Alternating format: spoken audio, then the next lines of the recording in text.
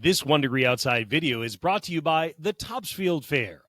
At the Topsfield Fair, fun is around every corner. Experience the thrills, flavors, and entertainment you won't forget. From award-winning bites to exciting live shows, prize-winning fun awaits you at the Topsfield Fair, October 3rd to the 13th. Well, this is your Tuesday Insights meteorologist, Danielle Noyce here. Here's what we'll cover in this video, kind of the general outline. Cool clouds, showers on Wednesday, a different feel, not a washout, but kind of a gloomy day overall. Most unsettled day on Thursday as we punch back into some more humid air. A threat for thunder will return. We'll break that down. Isolated shower or thunderstorm on Friday. That's a cold front weekend and tropical update. We'll start with the tropics. Powerful Hurricane Gabrielle is out over the Atlantic, continuing to move off to the north and east. Hurricane watch is now up for the Azores.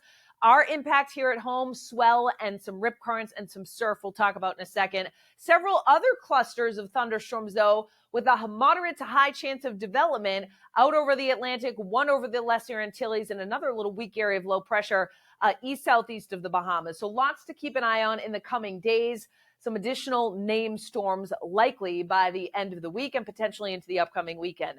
For us, the Gabrielle impact is an increased southeast swell.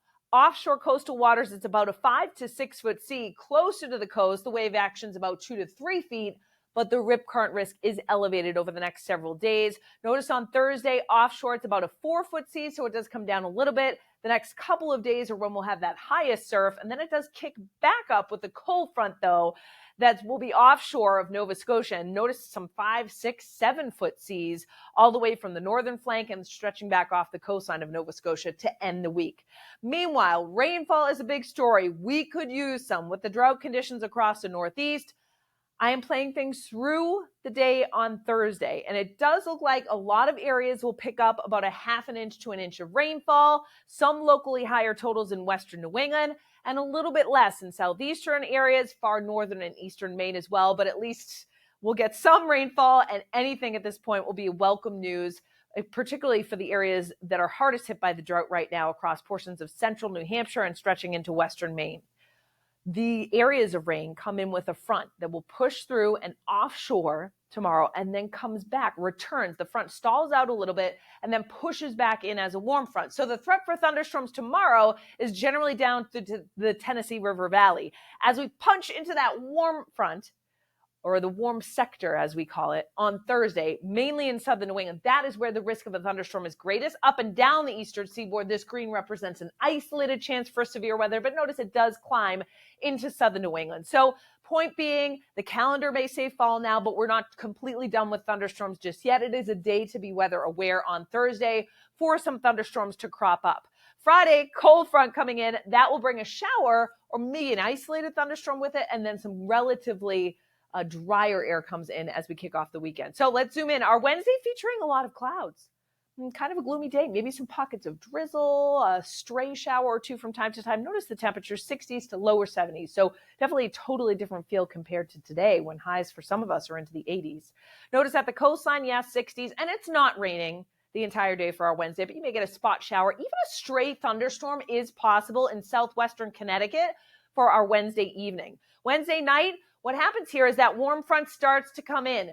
Warm fronts can be a little bit tricky. Sometimes as they come in, they get a little bit of rotation that develops along them. So we'll watch that closely. What I do think will happen is we get a band of some showers, some downpours, maybe some embedded thunder that lifts north during the day on Thursday. And then when we're into the warmer air, relatively speaking, along the south coast and southern New England, some downpours and thunder are likely. So don't focus on the exact placement. Realize that it will be an unsettled day. You can track it all, of course, with the interactive radar in our map. But you'll see in the 14-day forecast, the hourly forecast, pinpoint your exact city or town. You can literally zoom in to your driveway or your backyard or the sidewalk in front of your building if you like.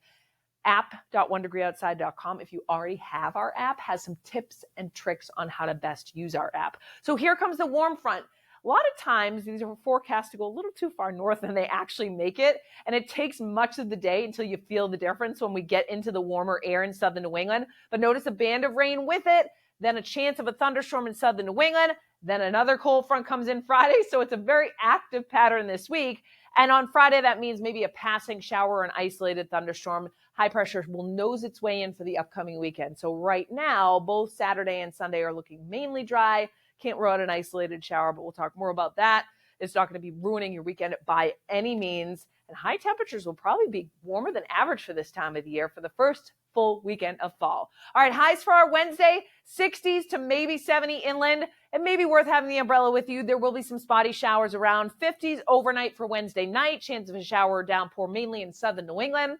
Highs on Thursday, very similar, 60s, maybe around 70. Although late in the day, we may get a little surge of 70s that do come in, along with some humidity as well. So it's kind of up and down in terms of humidity levels. Friday, we're well into the 70s, and as a cold front comes in, there's a chance of a shower. Saturday looking mainly dry, temperatures running a little bit above average for this time of the year. This is what I was talking about for dew points, the measure of the amount of moisture in the atmosphere. Our Wednesday, a little humid in spots. Then we get some brief drier air that comes in. Then Thursday, look at that. As that warm front lifts north, it's a surge of humidity that comes back too, well, really across the southern half of New England. So it's going to be a little bit of a sticky feel on Thursday.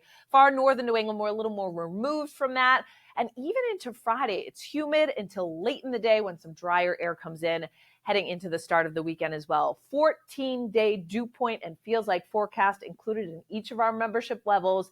4 levels to choose from. All the details on how to sign up and what's included at membership.onedegreeoutside.com. And don't forget our merchandise, t-shirts, hats, gift cards, blankets, you name it.